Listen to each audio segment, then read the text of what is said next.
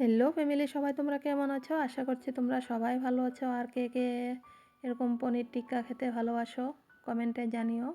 তো দেখো, আজকে বানিয়েছি পনির টিক্কা। আমি এটা ঘেঁষেই বানিয়েছি, আরেকদিন কয়লাতে বানাবো, সেটাও তোমাদের সাথে শেয়ার করব।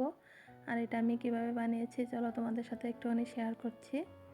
এখানটায় দেখো, আমি পনির নিয়েছি। পনিরটাকে আমি কিউব করে কেটে নিয়েছি। সবগুলো একই সাইজে কেটে নেব আমি।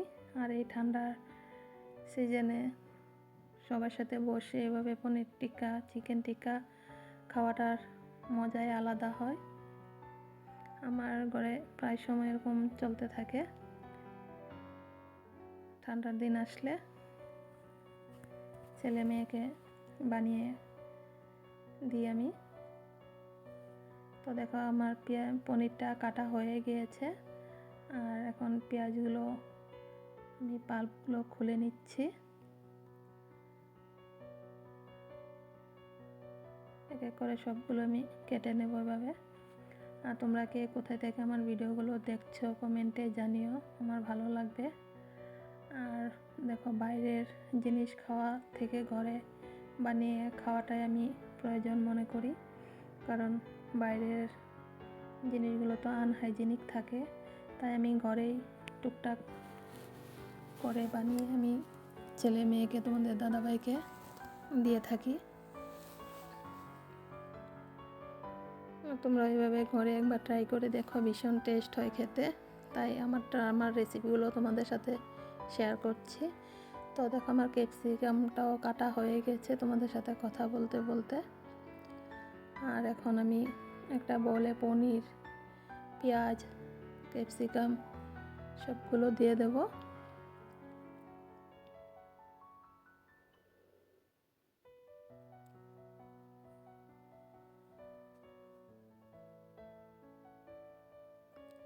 এখন একটু হলুদ গুঁড়ো দেব, একটু লঙ্কার গুঁড়ো দেব,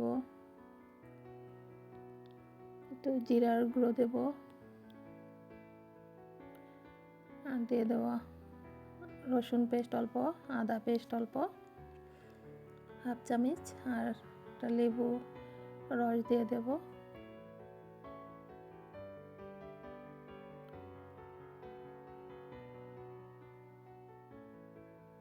আর একটু গোলমরিচের গুঁড়ো দিয়ে দিয়েছি, আর স্বাদ মতন নুন দিয়েছি। তোমরা এভাবে বানিয়ে খেয়ে দেখো, একদম মনে হবে না ঘরে খাচ্ছ না রেস্টুরেন্টে খাচ্ছ।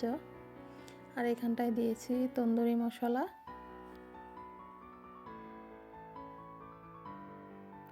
আর দিয়ে দেব সরিষার তেল অল্প, আর দেব দই, টক দই। এগুলোকে আমি ভালো করে ম্যারিনেট করে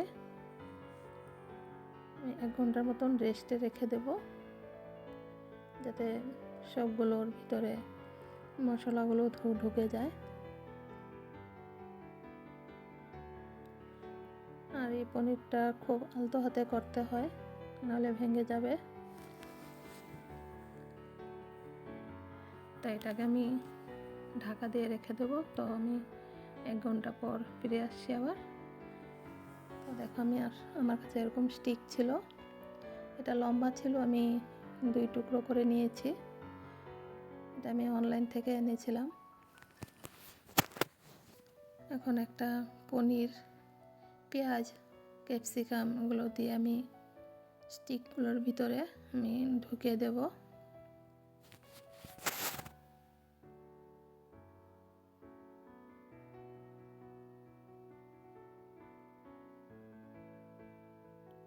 আর এটা কয়লাতে পুড়ে খেলেও ভীষণ ভালো লাগে, কিন্তু আজ আমি কয়লাতে করিনি, আমি গ্যাসেই বানাবো।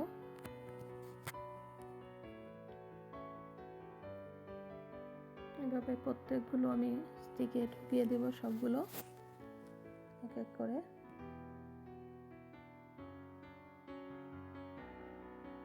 আর তন্দুরি মশলাটা দিলে তো দারুণই ফ্লেভার আসে একটা।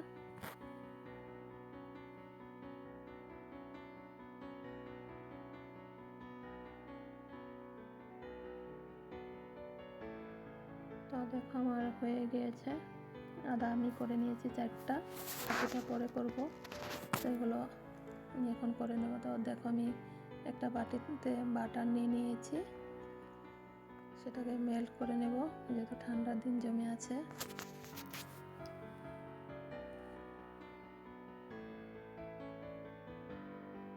এখন একটা তাওয়াতে আমি 1 চামচ বাটার দিয়ে দেব। এখন একটা একটা করে স্টিকগুলো আমি দিয়ে দেবো এটাতে, আর গ্যাসের ফ্লেমটা একদম লো রাখবো।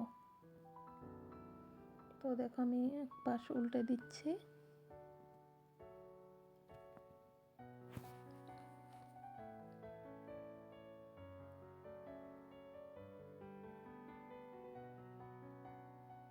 এখন উপর দিয়ে অল্প বাটার দিয়ে দেবো ব্রাশ দিয়ে।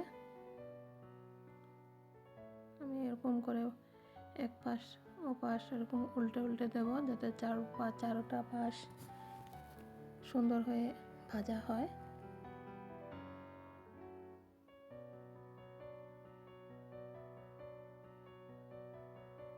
তো দেখো এটা হয়েই গিয়েছে প্রায়।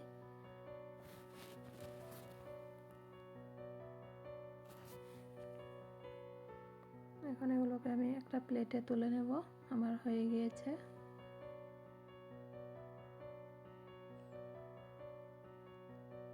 তো এখনকার মতন আসি, সবাই ভালো থেকো, সুস্থ থেকো।